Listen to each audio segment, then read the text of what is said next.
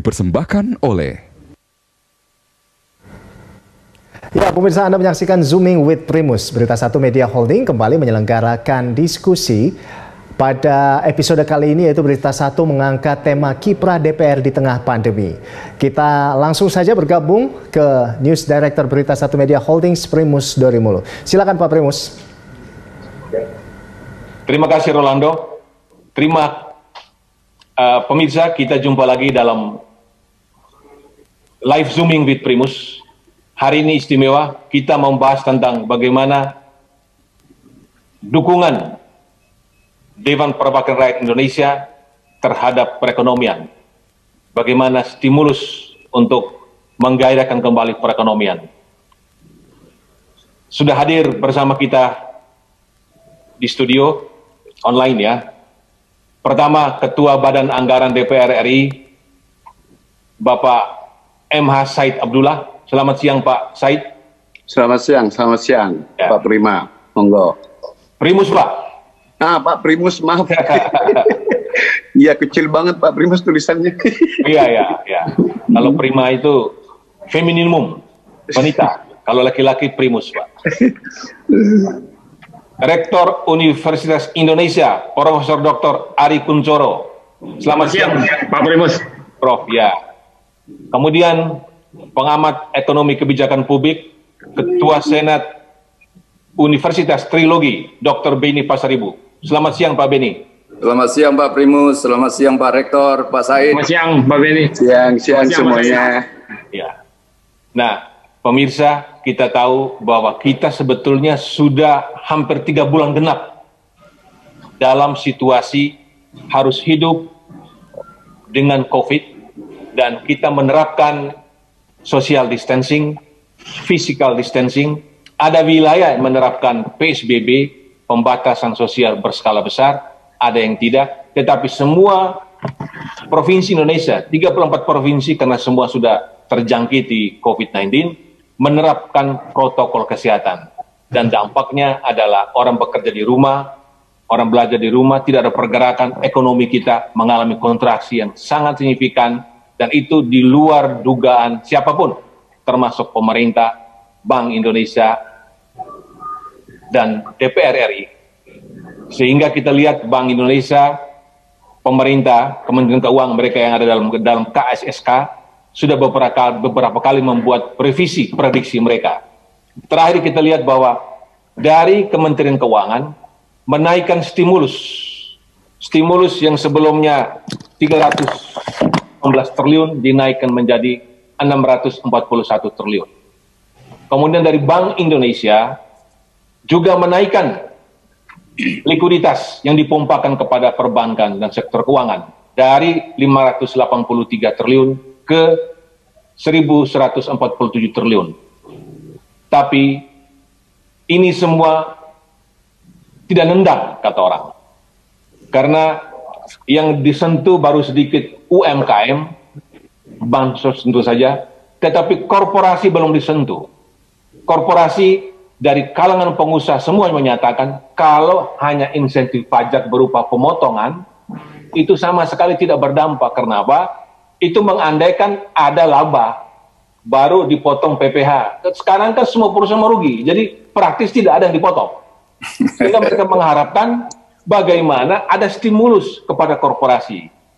Nah, mereka mengatakan di dunia manapun korporasi tidak boleh tidak diperhatikan.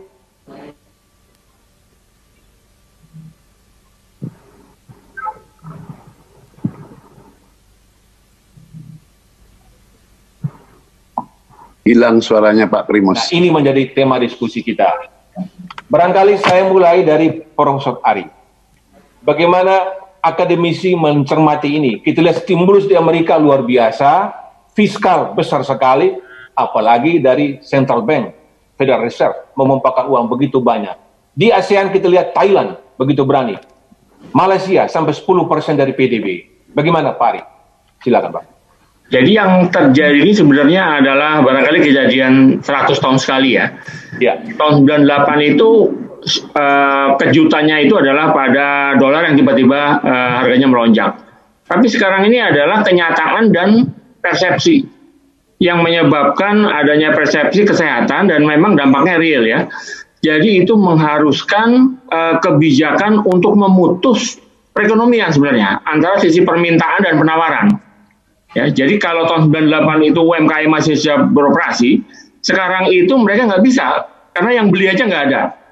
Nah, itulah sebabnya maka diperlukan sebenarnya suatu usaha untuk sebagai sistem integrator, Pak.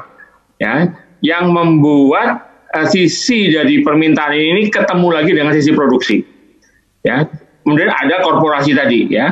Korporasi itu harus bisa menjual barangnya kepada masyarakat. UMKM juga sama. Nah, sekarang pilihannya apa? Ya, apakah bisa menggunakan yang tradisional? Jawabannya adalah mungkin belum bisa. Ya. Dan alternatifnya adalah dengan online. Tapi online itu juga masalah mindset ya. Kita tahu bahwa dari masyarakat yang belanja itu mereka bilang bahwa kurang serap kalau online, mereka tidak bisa melihat kualitasnya, sehingga mereka akhirnya berbondong-bondong juga ke pasar-pasar malam itu. Jadi di sini sebenarnya adalah ada suatu mindset yang harus dibangun sampai nanti bisa sisi produksi bisa ketemu lagi dengan sisi permintaan. Nah, sekarang ada alternatif dari Eropa yang mengatakan bahwa oke, bisa kita temukan, tapi kita pakai prosedur pencegahan COVID. Misalnya apa? Oh, kalau McDonald duduknya itu nggak boleh dempet-dempetan. Kalau antri nggak boleh dempet-dempetan. Lalu kalau beli take out aja, atau kalau pakai mobil drive-thru. Ya, restoran yang mahal yang mungkin harus ditutup setiap bangkunya itu dengan plastik transparan. Nah, jadi kreativitas inilah yang sebenarnya diperlukan untuk membuat orang itu pergi lagi ke tempat transaksi. Dan ini sebenarnya memerlukan suatu pengembangan sendiri dari semua pihak ya. Seperti kita tahu misalnya kalau pesawat ya di Amerika itu pakai masker itu sekarang harus suatu keharusan. Dan kalau ke toilet itu sekarang harus menunjuk tangan, Pak, supaya tidak tubrukan di gang yang di tengah itu. Jadi digilir nanti kayak di absen. Nah, itu menunjukkan apa? Menunjukkan bahwa kebiasaan-kebiasaan lama kita itu harus ditinggalkan, diganti dengan kebiasaan baru. Nah, barulah bisa persepsi itu bisa disatukan lagi sehingga sisi permintaan ketemu lagi dengan produksi. Dan ini memerlukan waktu lagi. Tapi saya rasa ini sudah kita mulai ya, karena misalnya perguruan tinggi itu sudah kuliah online. Ya. Kemudian bekerja itu online. Nah, itu tapi baru permulaan. Saya rasa masih banyak lagi inovasi-inovasi yang bisa dilakukan, misalnya di pariwisata. Baik, Pak. Terima kasih, Prof. Pak Beni, ini kalau lihat dari Profesor Ari, kelihatannya ini orang sudah boleh bekerja, harus boleh kembali bekerja, tetapi menerapkan protokol kesehatan yang ketat ya, menjaga jarak, mencuci tangan, menggunakan hand sanitizer dan sebagainya.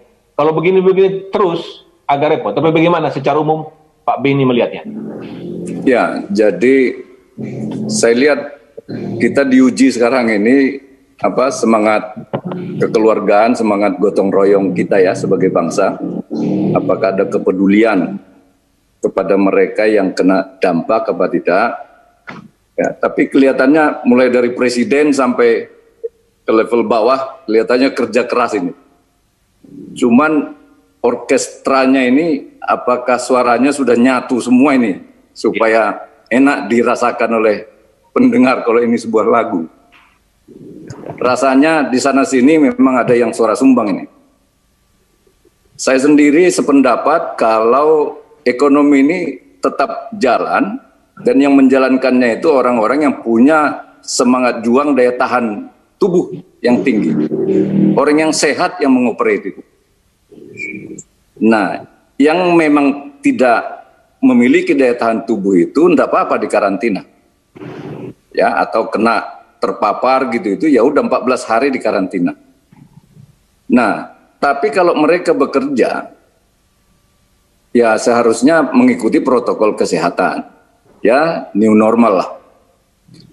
Saya sependapat bahwa ekonomi kita ini jalan mulai dari usaha-usaha mikro, kecil, menengah, sampai usaha besar. Itulah semangat kekeluargaan kita.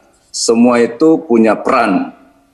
ya dalam menghasilkan pertumbuhan, pekerjaan, lapangan pekerjaan, dan juga mengatasi kemiskinan.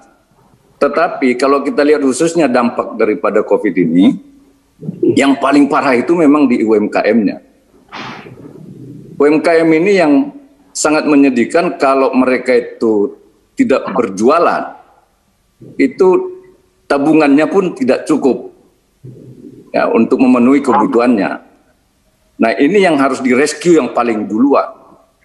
Jadi barangkali itu yang Presiden Jokowi mengutamakan bagaimana rakyat ini dulu penuhi dulu sembakonya, penuhi dulu dengan kebutuhan-kebutuhan pokoknya. Nah, baru yang berikutnya itu adalah bagaimana kita menata ekonomi kita ini secara pelan-pelan. Ini harus jalan dengan berbagai stimulus yang diberikan. Saya setuju dengan Pak Primus. Tajam sekali analisisnya. Saya juga udah beberapa tulisan saya menyebut demikian. Kalau insentif pajak begitu aja, ya memang nggak usah diturunkan pun sudah menurun sendiri karena labanya. Terus sama likuiditas juga begitu. Dipompa pun likuiditas, siapa yang mau menyerap itu? Ya, jalan. Ya, biasanya kalau ada ekspansi baru butuh modal kerja, butuh investasi, modal ini. Jadi likuiditas ditambah dengan insentif pajak, saya kira ini belum klop dengan situasi ya sebagai solusi. Nah, apa yang justru yang diperlukan? Saya lihat itu yang kita perlukan sekarang ini dari sisi ekonominya adalah bagaimana sekarang ini fiskal. Ini Pak Ketua Banggar ini Pak Said, Pak. Kalau bisa usul ini, kalau boleh usul, ini kan kalau dalam keadaan normal itu APBN kita itu oke lah membangun infrastruktur, pengadaan alutsista, alat-alat perang dan sebagainya. Tapi kalau dalam situasi seperti ini, untuk apa itu dulu? Kita realokasi aja itu anggaran. Jadi tanpa menambah defisit, tanpa menambah jumlah APBN, hanya realokasi aja, saya kira itu 400 ke 500, 600 itu bisa direalokasi. Ya, realokasi. Asal tajam. Baik. Saya pernah ketua Banggar di sana, dan itu bisa kita pindahkan dari, misalnya alutsista udah 100-an triliun itu. Ya, dan pengadaan-pengadaan yang lain. Nah, bentuk apa bentuknya diberikan kepada masyarakat? Ya, kita lihatlah. Tadi kita katakan ada UMKM yang sedang justru berkembang, ada usaha-usaha yang korporasi juga yang sedang berkembang. Nah, itu yang di boosting. Kalau yang memang tidak bisa bergerak dalam situasi begini ini, untuk apa dia likuiditas non insentif? Jadi yang sedang berkembang itu ada beberapa sektor yang berkembang. Saya kira itu yang perlu didahulukan. Ya, sekarang ini misalkan ada teman saya di Lampung, pabrik tapioka, mokaf dari singkong. Dia sebelum COVID ini udah sempat install investasi yang baru, ekspansi, menambah pabrik. Nah, sekarang butuh modal kerja, dan ternyata petani kita ini juga tetap nanam singkong supaya bisa membeli singkong masyarakat ini. Dia butuh modal kerja. Nah, yang gini-gini nih penting ditambah likuiditas kepada usaha-usaha seperti ini. Kemudian padi kita sekarang lagi panen, petani kita panen dan akan segera diminta pemerintah untuk nanam padi segera. Nah, ini dikucurkan semua kebutuhan petani kita dan hasil padinya itu segera dibeli. Jadi saya usulkan itu, misalkan ini DPR kita ini jangan lalu kerja di rumah tapi kerjanya bukan DPR lagi. Tetap menurut saya DPR, fungsi-fungsi DPR itu tetap dilakukan. Misalnya sembako itu kalau isinya itu adalah supermie, gula, minyak goreng, ini kan umumnya impor semua ini. Nah, beras impor. Kalau sekarang ini langsung dari petani saja. Isi sembako itu apa? Beras, langsung dari petani ya. Ubi, buah-buahan, temulawak, jahe, gula merah, itu madu, telur, ayam kampung, daging ayam kampung. Yang gini-gini dibuat dalam sembako itu, saya kira ekonomi kita pasti jalan. itu perlu dana likuiditas kepada mereka. Ya, dan pemerintah punya anggaran lewat Banggar untuk membeli anunya ini. Coba dicek sembako yang sekarang ini isinya apa untuk meningkatkan daya tahan tubuh, tahu nggak? Ya, dan kalau yang dari petani langsung pasti segar. Kebetulan lagi panen sayur, buah-buahan. Dan kalau itu level daerah, kabupaten, kota, saya kira pengadaan barang-barang pokok seperti ini itu langsung di daerah itu aja, jadi nggak perlu transportasi. Artinya Pak Ben ya, mau memprioritaskan sekarang ini petani kita, sebutlah jumlahnya ada 27 juta keluarga ya. Keluarga. Mereka ini suruh nanam padi, nanam segala macam sampai buah-buahan, dan itu diserap negara, uang diberi kepada mereka, maka mereka pasti punya cash begitu. Iya, betul, betul. Sembako itu isinya itu.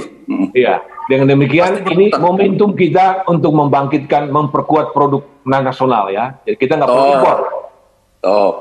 Nah, bagaimana Pak Said merespons ini, Pak?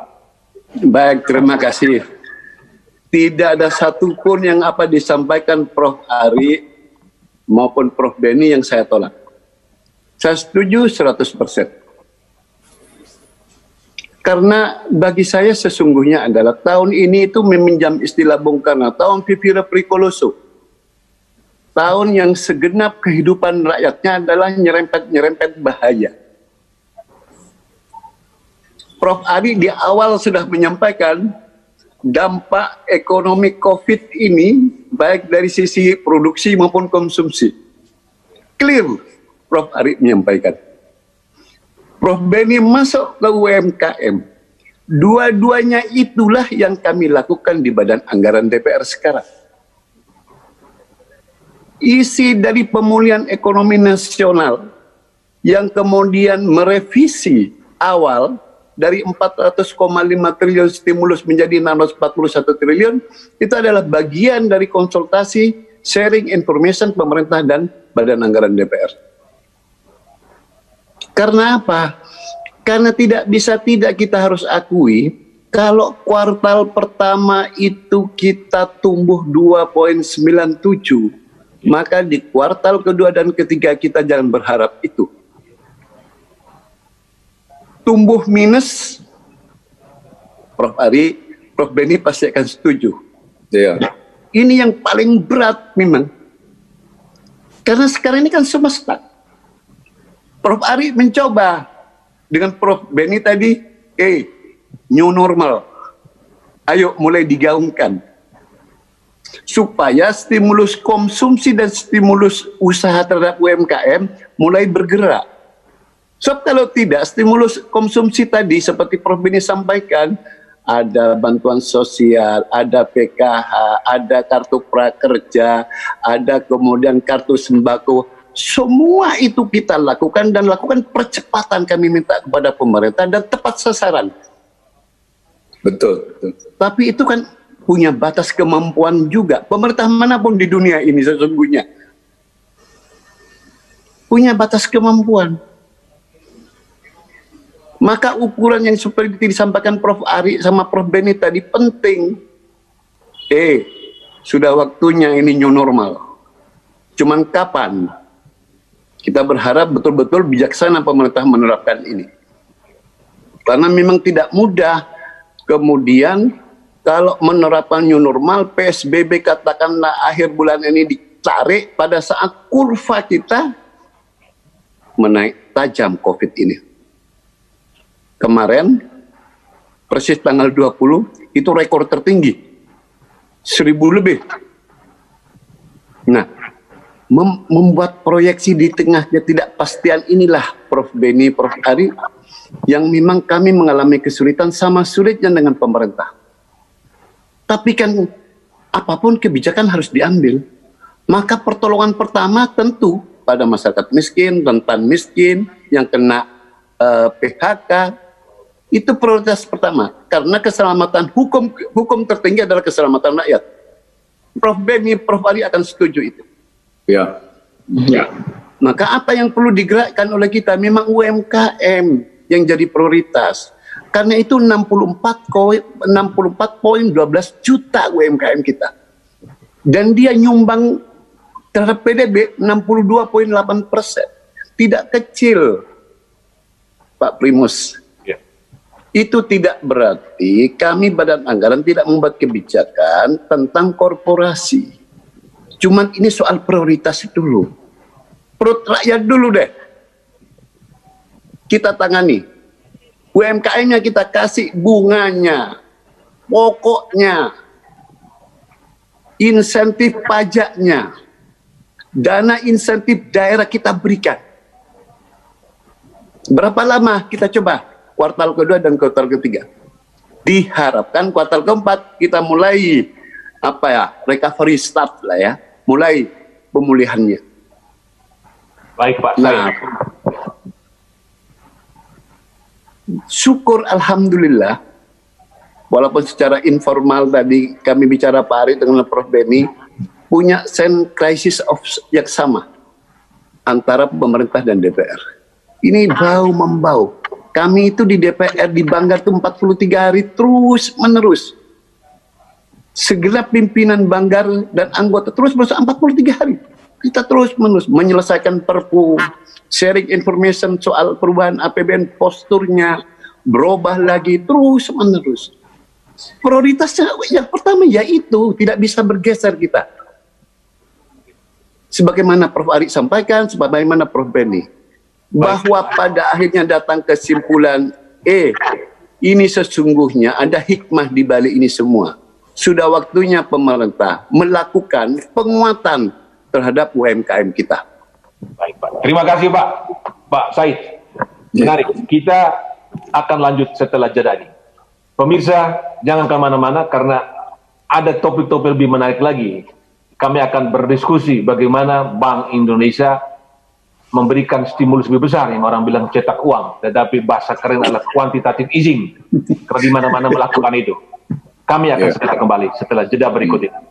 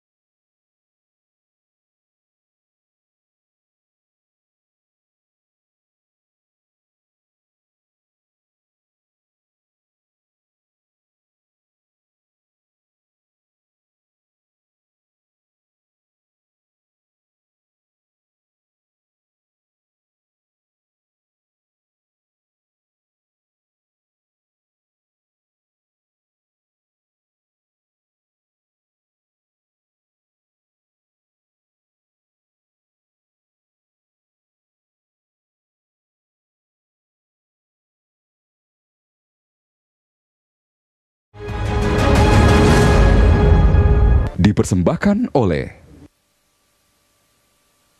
kurang kan, sehingga defisitnya. Iya.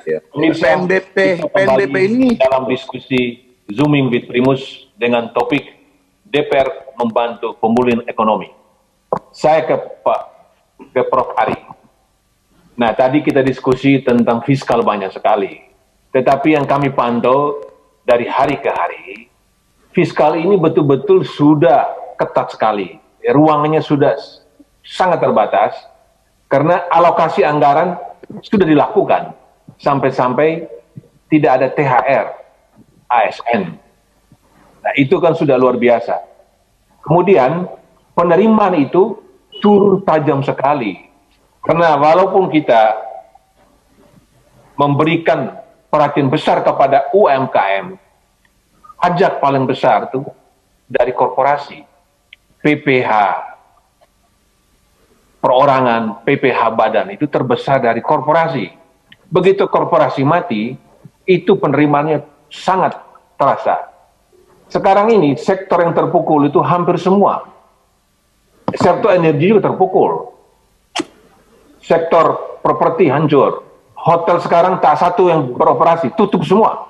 Sekarang orang melelang-lelang hotel bintang 5 di Bali dengan harga 500 miliar. Pak Beni Pejuang silakan membeli di Bali 500 miliar, Pak. Jadi udah banyak menjual. Di Jakarta udah banyak sekali. Nah, dan sudah PHK. Dan per hari ini katanya PHK dari data dari teman-teman di Kadin sudah 5 juta PHK baru, dirumahkan baru. Dan mereka bilang daya tahan mereka hanya sampai akhir Juni.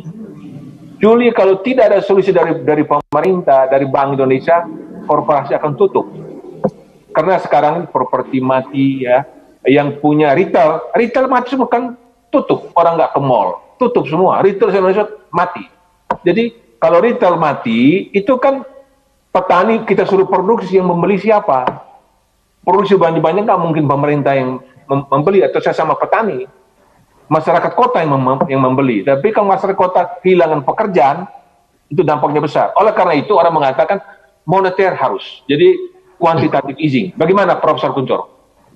Pak Ari, silakan. Ya. Jadi yang kita lihat ya, memang di sini fiskal sudah kita bicarakan. Nah, likuiditasnya gimana?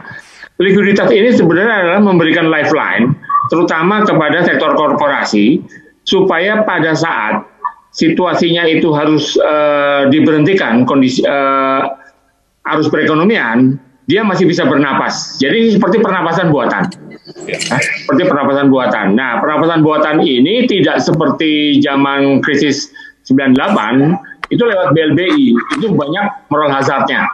Jadi yang dilakukan oleh BI itu adalah, diantaranya adalah memberikan likuiditas, termasuk yang kita lihat ya di dalam Perpu yang sekarang jadi undang-undang itu adalah pelebaran defisit, di mana BI dapat ya membeli surat berharga pemerintah di pasar perdana jika tidak terserap.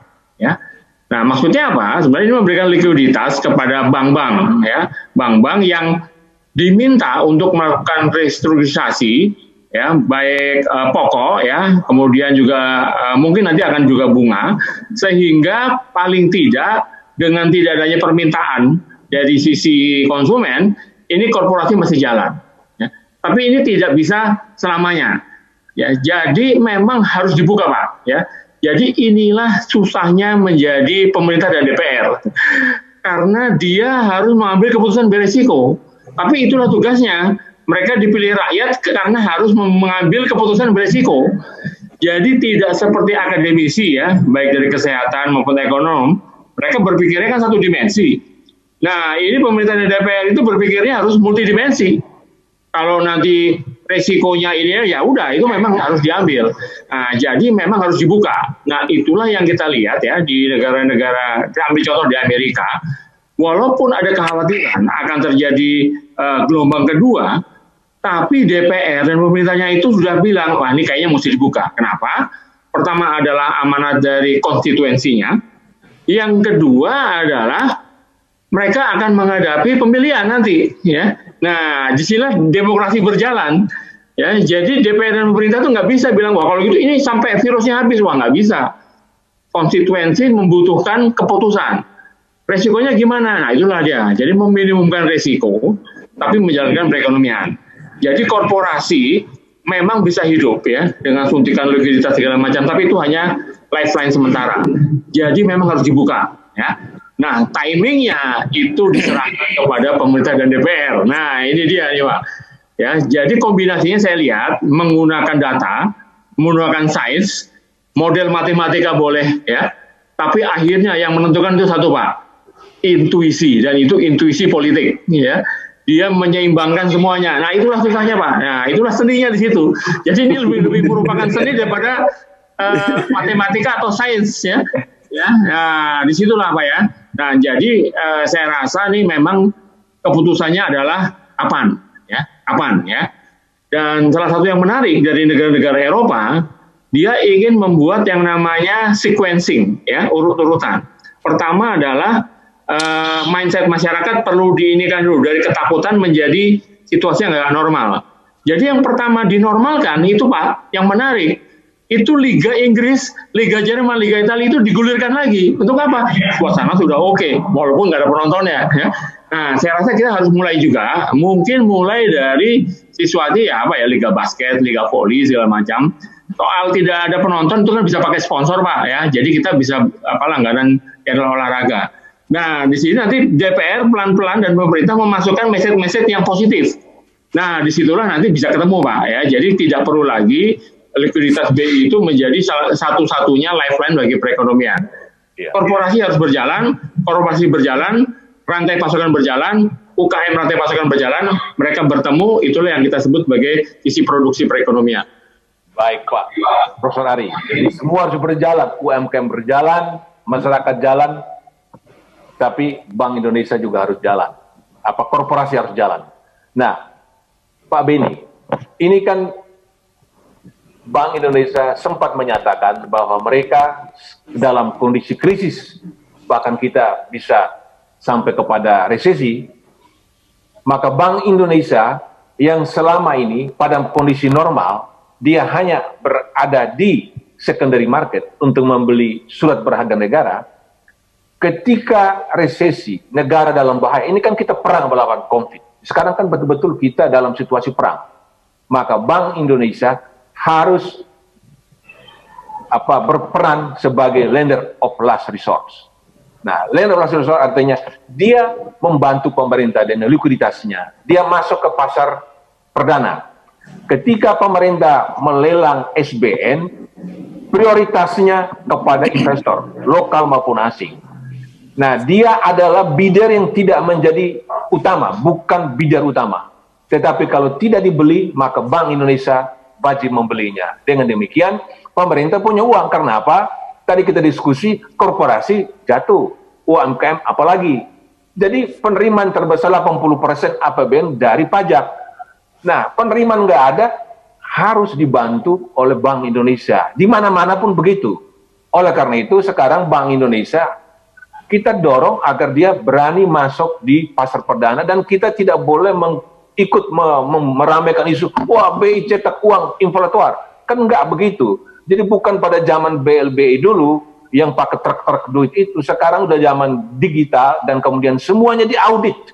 Dan semua rutenya lewat SBN. Jadi bukan cetak uang, beli sembako, cetak uang, nggak begitu. Jadi rakyat juga harus kita edukasi. Bagaimana Pak Beni? Saya sependapat ya Pak Primus, itu Bank Indonesia kebijakannya saya kira adalah bagaimana untuk menjaga stabilitas keuangan juga ya, dan termasuk stabilitas nilai tukar. Nah, kalau biasanya dalam ilmu ekonomi yang kita pelajari, kalau ada demand untuk uang itu, maka ada easing, ada pelonggaran. Ya, jadi ya lebih mudah untuk mendapatkan uang itu karena di stoknya ditambah oleh Bank Indonesia. Tapi kalau situasi sekarang ini, saya tidak melihat ya ada bisnis yang membutuhkan melebihi likuiditas pasar yang ada sekarang. Saya takutnya bank-bank kita ini pun masih banyak stok likuiditasnya. Nah, yang susah itu sekarang adalah pemerintah. Karena penerimaan dari pajaknya menurun. Nah, maka oleh sebab itu dia harus mengeluarkan surat-surat utang ya. Dan memang saya setuju kalau Bank Indonesia yang bisa masuk di pasar perdana.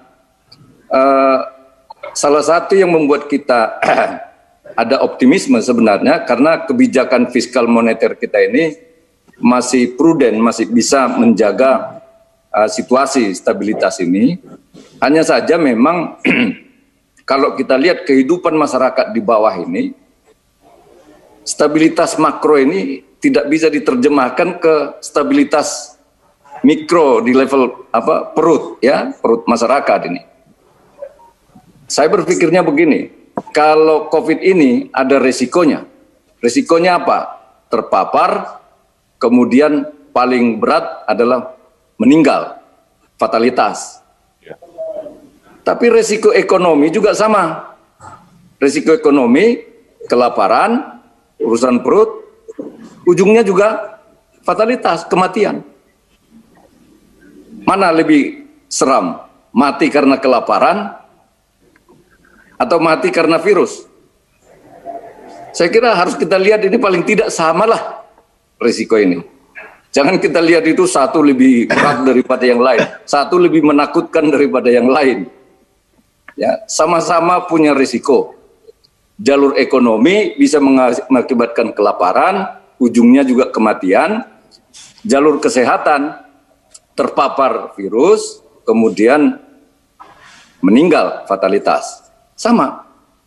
Nah, oleh sebab itu dua-duanya ini harus kita gerakkan sama-sama. Jangan-jangan fatalitas kematian dari virus sedikit, tapi fatalitas karena kelaparan membludak. Ini bahaya, bahaya seram itu. Baik Pak. Dan ini saya kira dengan 5 juta tambahan PHK ini, itu pertanda kita harus wanti-wanti. Nah intinya ekonomi kita ini harus segera dijalankan bagaimanapun ya, tapi dengan new normal. Ya, semua protokol kesehatan harus kita lakukan. Biarlah restoran hidup, biarlah hotel hidup, biarlah pariwisata hidup, tapi awasi protokolnya. Nah, mampu nggak ini aparat kita ini menjaga? Mampu nggak warga masyarakat ini menghadapi new normal ini? Saya kira inilah maksud saya, perangnya itu adalah bagaimana memahami risiko COVID dan risiko kelaparan ini yang harus kita tanggulangi. Oleh sebab itu intinya hindari kelaparan, hindari terpapar virus. Ya. Jadi Pak, yang sekarang yang direspons oleh pemerintah tentu dengan dukungan DPR adalah yang pertama kali dana yang dikucurkan itu untuk bansos. Itu betul. Dan kemudian dari penguasa fiskal, dari Kementerian Keuangan udah menyatakan yang namanya demi rakyat, likuiditas selalu tersedia. Ya, itu saya pikir pernyataan yang bagus. Nah, dari mana likuiditas itu kalau bukan dukungan dari Bank Sentral? Jadi bansos pun itu dukungan juga bank sentral. Kalau duit pajak belum masuk ya Bank Indonesia bertindak. Bank Indonesia ya. Iya. Bagaimana Pak Said? Walaupun ini anggaran, tetapi bagaimana DPR juga mendorong Bank Indonesia jangan ragu, dan kemudian DPR juga bantu kampanye jangan menakuti Bank Indonesia. Oh, ini cetak uang inflator, Pak. Sekarang ini daya beli masyarakat turun, nggak bakal inflasi. Inflasi kita rendah sekali. Di mana-mana kalau gitu, kalau inflasi rendah sekali, apa takutnya nyita uang? Nah itu dia, nggak masalah sebetulnya. Silakan Pak. Bukan, saya minta maaf sebelumnya. Ada sebuah artikel saya di salah satu media cetak. Memang saya minta, ayolah BI nyita uang 400 ke 600 triliun C. Saya sebenarnya yang saya tembak bukan soal nyita uangnya. Kalau pemerintah dari sisi fiskalnya sudah lewat bansos dan sebagainya, stimulus usaha dan sebagainya. Kemudian Pak Primus tadi kan pertanyaan menggelitik soal korporasi. Iya. Pak, kalau Pak Ari menyatakan seninya di mana? Maka ini yang sebenarnya yang kita selalu ingin sampaikan kepada publik. Bank Indonesia itu kenapa sih di dalam Perpu diberi kesempatan untuk membeli di pasar perdana, di pasar primer?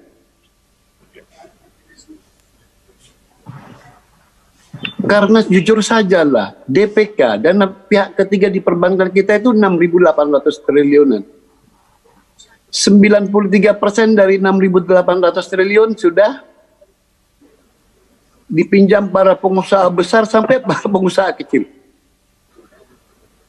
Tersisa 7%. Dari 7% itu, apa mungkin perbankan nanti akan mampu? Tidak bisa. Investor dan semuanya tidak bisa berkutik, maka perlu BI. Automatically itu hitung-hitungannya sudah sederhana sekali sebenarnya. Cuman harapan perbankan sesungguhnya dengan korporasi. Kalau mau jujur, Yombo, ada penurunan suku bunga lah. Ya. Kami masih 11-12%. Ada diskon lah 3%. Kira-kira kan korporasi ujungnya itu, Pak. Sebab dari sisi penajaman prioritas, kami memang melakukan pemihakan, ya, bukan soal konstituen lagi, tapi memang wajib pemihakan dilakukan. Bansos itu tidak tanggung-tanggung, Pak Prof. Beni dan Prof. Ari Kunchoro, itu sudah hampir 57% dari jumlah penduduk kita. Berbagai insentif, pajak, bunga, termasuk kemudian untuk suku bunga selisih subsidi bunga, untuk KPR, itu kita lakukan semuanya. Bahkan pemerintah sudah menempatkan dana pemerintah dalam rangka restrukturisasi untuk kredit UMKM. Ada perbankan ini sesungguhnya bukan hanya soal korporasi UMKM. Perbankan juga ingin menurunkan suku bunganya, tapi perbankan mintanya, Pak Said, cobalah dari hulunya dulu pembuat kebijakan turuninlah Pak Said, sehingga kami bisa bernafas juga. Kan kira-kira seperti itu. Kalau BI 4,9 turun ke 4,5, bisa tidakkah BI ketiga? Baru palu pemerintah turunkan, mewajibkan Himbara, bank-bank plat merah turunkan.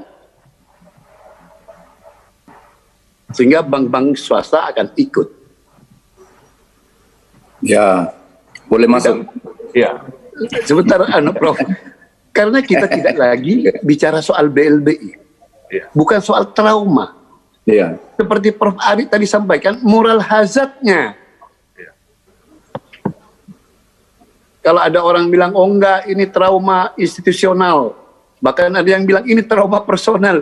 No, bukan itu. Perpunya jelas kok. Pasal 27 bahkan memberikan imunitas kok kepada KSSK. Tapi tingkat kehati-hatian kan jauh lebih penting. Sehingga tidak terjadi moral hazard. Kalau sekarang, seperti Prof. Beni mengatakan, dikucurin, likuiditasnya sudah longgar. Mau kemana juga kalau PSBB-nya tidak dibuka pelan-pelan, atau katakanlah seperti Prof. Beni dan Prof. Ari, new normal dengan protokol COVID. Baru akan bergerak secara simultan pelan-pelan. Recovery-nya itu akan kelihatan. Tapi kalau sekarang ada tindakan moneter, kemudian sekaligus nggak ada guna juga. Iya. Untuk apa? Siapa sekarang yang mau minta kredit ke perbankan? Dan untuk apa? Ya. Itu loh Pak Primus, memang setak, betul-betul setak perbankan kita Pak Primus. Baik, bahkan Pak. Himbara itu semuanya kita tanya, dia tidak berpikir untung. 0 aja sudah bagus. Ya. Baik Pak, Pak Said, Pak. Kita nanti segera masuk sisi terakhir, bagaimana solusi yang diajukan oleh para narasumber kita agar semua bisa bergerak, UMKM bisa bangkit, korporasi bisa bangkit, bagaimana agar mereka bertahan sampai COVID kita kurvanya menurun. Pemirsa, jangan kemana-mana, kami akan segera kembali.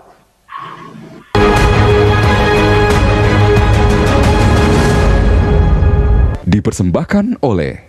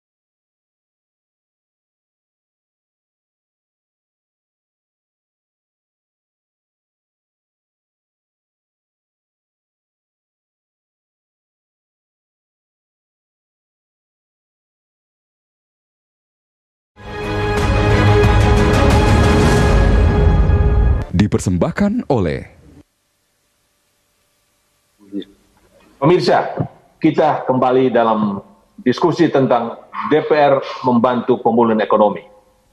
Ini kita masih sesi terakhir, sekitar 3 menit Bapak bertiga memberikan pandangan.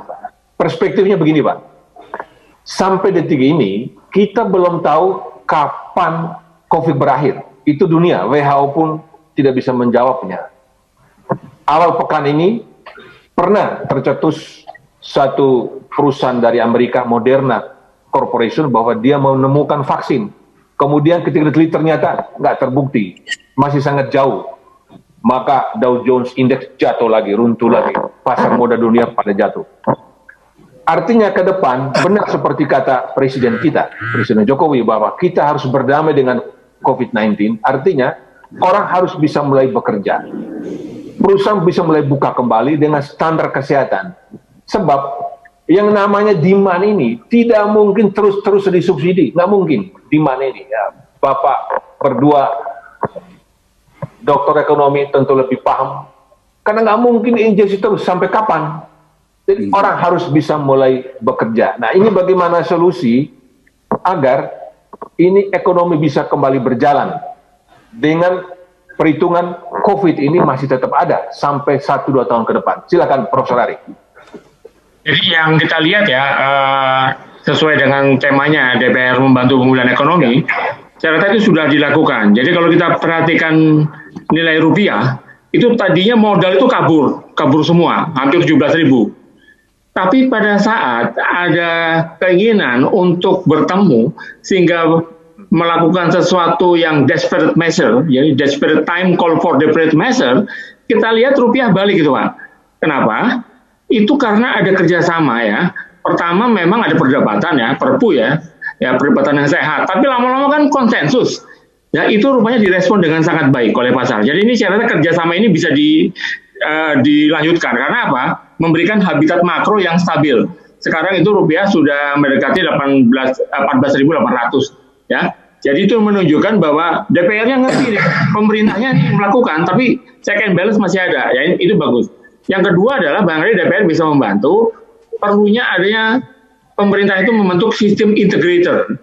Jadi di sini BUMN yang sektornya itu mulai dari jasa, pertanian sampai industri itu bisa menggabungkan fungsinya sehingga bisa jalan. Misalnya Bulog bisa membeli beras dari petani, kemudian melalui BUMN jasa penjualannya bisa dijualkan kepada masyarakat. kemudian transportasinya sudah bisa mulai lagi, perbankannya, himbarannya bisa tetap memberikan restrukturisasi, dan kemudian transportasinya juga bisa jalan. Ya, kemudian DPR sebagai ini bisa mengirikan Kementerian Pedesaan, Pak, karena ini bukan hanya sektoral juga, tapi juga kota dan desa. Nah, Kemendes sekarang bisa melakukan hal-hal yang pembangunan teritorialnya, ya. Dan kemudian tentunya harus dalam kerangka pemerintahan dalam negeri, disitulah Kemendagri. Nah, ini DPR nih bisa memberikan ini gimana Pak supaya bisa ini terjalin menjadi suatu segitiga, ya. Nah, kementerian yang lain supporting aja. Nah, di sini saya rasa DPR akan benar-benar membentuk DPR dan pemerintah membentuk suatu kerangka pemulihan, ya. Nah, itu akan dilihat oleh masyarakat membangun optimisme, dan bukan hanya optimisme, tapi sesuatu yang real itu akan bergerak di dalam perekonomian nyata. Baik Pak Ari, silakan Pak Beni. Ya, saya betul-betul optimis ya, yakin Indonesia ini akan lulus ini menghadapi cobaan ini. Dan beberapa kali kita sudah membuktikan itu, karena kita ini memang intinya semangat gotong royong kekeluargaan itu tetap ada. Nah, di sini bersatunya kita menghadapi COVID-19 ini antara DPR, pemerintah, ya, pemerintah pusat dan daerah, juga warga masyarakat. Beberapa kali cobaan kita atasi dengan baik, walaupun tentu setiap cobaan itu selalu menelan korban. Nah, yang kedua, saya melihat bahwa rumus nomor 1 untuk bisa kita lulus ini adalah pahami dulu risiko dari COVID-19 ini. Itu akan berujung juga kematian, fatalitas. Tapi sekaligus pahami juga risiko kalau ekonomi nggak jalan ini akan kelaparan, ujungnya juga kematian.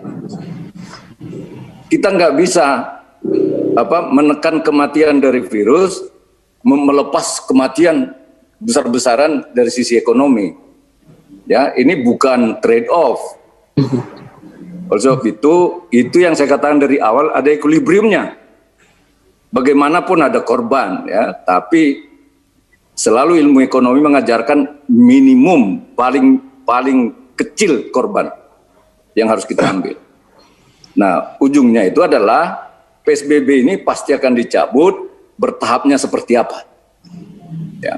Nah, saya kira bertahapnya itu usaha-usaha yang memang bisa segera jalan ini, yang memang sangat dibutuhkan itu segera saja dulu jalan. Ya, jadi, nah yang ketiga, saya kira yang perlu saya sampaikan bahwa momentum ini harusnya kita bisa pakai untuk melakukan transformasi ekonomi kita. Ya, sektor-sektor yang betul-betul kita mampu memproduksi bahan baku, ya, dari bahan mentah menjadi bahan baku, itu harus diolah sampai akhirnya hilirisasinya. Daripada industri kita sekarang yang 70% bahan bakunya itu impor. Nah, kalau kita mau jor-joran nanti dengan bunga yang lebih rendah, saya setuju Pak Said, ya, suku bunga rendah, tapi obligasinya juga nanti jangan tinggi. Nanti kalau udah ini dananya bank murah tapi diinvestasikan di obligasi, ya sama aja, nggak jalan ekonomi. Sama aja. Itu harus ada keseimbangan. Jadi tetap maksud saya ada perhatian kepada sektor-sektor di mana rakyat itu bergelut mencari kehidupan, yaitu 4 sektor terutama itu yang menurut saya adalah sektor agroindustri, maritim, pariwisata, dan ekonomi kreatif. Dan ini semua sudah dari nenek moyang kita, sektor-sektor ini telah menghasilkan budaya, ya, memproduksi itu yang disebut dengan produk unggulan daerah. Nah, produk unggulan daerah ini termasuk misalnya sagu di Papua sana, pala, coklat di Sulawesi, ya, singkong di Lampung, CPO, karet di Sumatera sana, dan itu perlu industrialisasi. Ya, CPO itu harus diolah lagi dengan bermacam-macam ratusan jenis produk, itulah yang menghasilkan nilai tambah, dan pertumbuhan ekonomi kita itu pasti di atas 7% kalau sektor-sektor yang melibatkan rakyat banyak ini yang kita hidupkan. Ketika nanti ini PSBB dibuka, saya kira jor-joran dana ini mulailah dibuka insentif ke arah sektor ini, maka terjadi transformasi. UMKM akan jalan, petani kita akan lebih sejahtera. Baik, Itu, sekarang Pak Said, Pak, apa yang diberikan oleh DPR kepada masyarakat Indonesia? Kalau dari sisi DPR, yang pertama ingin kami sampaikan, mari kita semua bersatu padu. Tidak ada lagi ruang bersilat lidah, bersilat kata, hanya politik semata, karena kita lagi dicoba. Dan saya yakin sebagaimana Prof. Ari dan Prof. Beni katakan tadi, kita akan berhasil dari cobaan ini. Kita akan melewati ini. Dan desainnya sudah kita siapkan sedemikian rupa. Dari sisi fiskal, dari sisi moneter. Bahwa ada kekurangan, memang ketidaksempurnaan itu adalah ketidaksempurnaan itu sendiri. Kalau kemudian kita berharap tidak ada moral hazard, kita semua sudah di surga. Tapi bagaimana meminimalisir kekhawatiran terhadap munculnya moral hazard? Harapan Prof. Beni tadi soal agroindustri, maritim, kemudian ekonomi kreatif, pariwisata sekarang kan mati suri sudah, Mak. Nggak boleh pariwisata kita sekarang gitu. Sebagaimana Pak Primus sampaikan tadi. Tapi Pak, ingin saya sampaikan bahwa kebijakan yang kami ambil salah satu seperti yang disitir Prof. Beni tadi, bagaimana Bulog bisa membeli beras petani, kami sudah memberikan dana talangan untuk Bulog 13 triliun disiapkan dalam APBN kita. Cukup besar tuh Pak, 13 triliun. Untuk skala Indonesia nanti ada yang bilang Pak, kecil Pak. Tinggal dari sisi mana. Tapi dari sisi DPR, samalah dengan Pak Primus. Mari bersatu padu, kemudian dengan new normal, protokol COVID kita tegakkan, yang diharapkan adalah kesadaran kita semua. Masyarakat perlu ketauladanan juga. Bagaimana elit berperilaku, maka akan dilihat oleh masyarakat. Physical distancing, pakai masker, ayo pelan-pelan kita buka ini. Kapan bukanya? Saya harap sebagaimana saya sampaikan tadi, harus betul-betul dipertimbangkan, diperhitungkan, dikalkulasi betul. Jangan sampai begitu dibuka, muncul babak kedua. Kan ini yang kita khawatirkan. Kalau Prof. Beni katakan tadi, Pak selalu ada risiko. Ya, saya makan aja risiko. Bisa kolesterol, bisa trigliserida, bisa asam urat. Memang akan seperti itu ke hidup kita. Tapi keputusan harus diambil. Pemerintah tidak punya kemampuan terus-menerus. Iya, kami sudah berhitung. Batas kemampuan pemerintah tahun ini, melewati ini, sungguh sangat berat sekali. Defisit kita, Pak Beni, sebagaimana tadi informal sudah 6,27%. Ya. Itu pun realokasi sudah dilakukan sedemikian rupa penghematan pemotongan terhadap KL dan terhadap belanja transfer daerah. Harapan saya, mari kita bersatu padu dan berdamai dengan COVID. Baik, terima kasih Pak Said. Pemirsa, kita sudah mendengar pandangan dari 3 narasumber kita. Dari 3 narasumber ini ada hal yang mereka katakan bahwa kita harus segera menuju new normal. Nggak mungkin tetap seperti ini. Oleh karena itu, kesadaran masyarakat sangat penting. Karena kalau kita masuk new normal, yang syarat new normal itu adalah menerapkan protokol kesehatan. Karena COVID masih ada, kan begitu? Ya. Kalau kita tidak disiplin menjalankan protokol kesehatan, bahaya yang dikatakan oleh Pak Said, kita bisa masuk gelombang kedua COVID. Butuh dana besar lagi, Pak. Gitu kan, Pak? Nah, jadi betul-betul ini ada satu gerakan besar, kampanye nasional, sebagaimana zaman dulu kampanye keluarga berencana itu. Semua orang itu memahami protokol kesehatan dan tidak ada perdebatan. Saling mengingatkan, tidak tersinggung. Pakai masker kemana-mana, jaga jarak, cuci tangan di air mengalir, menggunakan hand sanitizer, dan semuanya. Orang sudah bisa mulai bekerja, karena tidak mungkin terus-menerus demand itu, daya beli disubsidi oleh negara. Apalagi dalam hal membantu daya beli masyarakat, pajak itu sekarang anjlok. Harapan kita adalah bagaimana Bank Indonesia bertindak sebagai lender of last resort.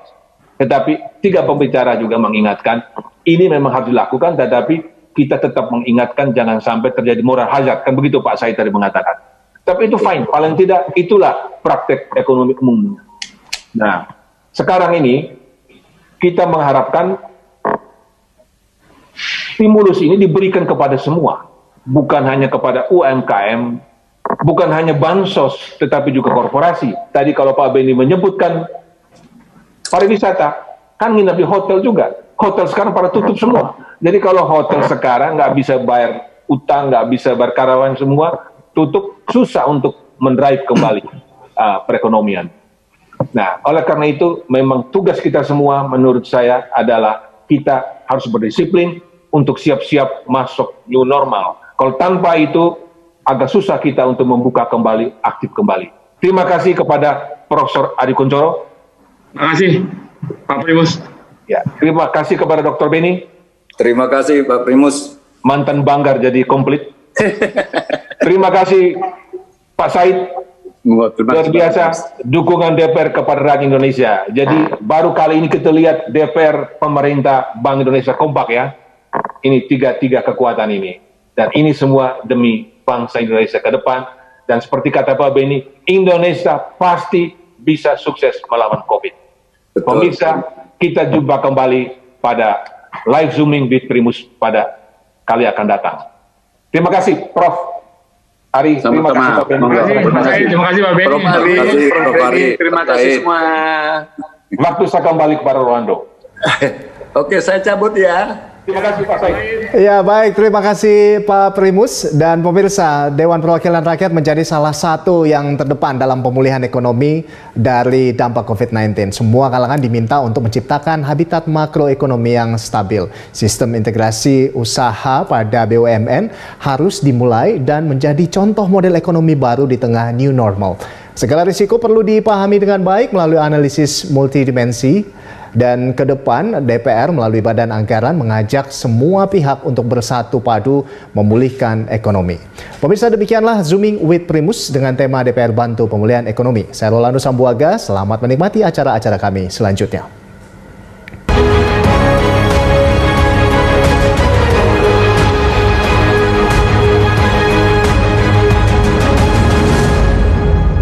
Dipersembahkan oleh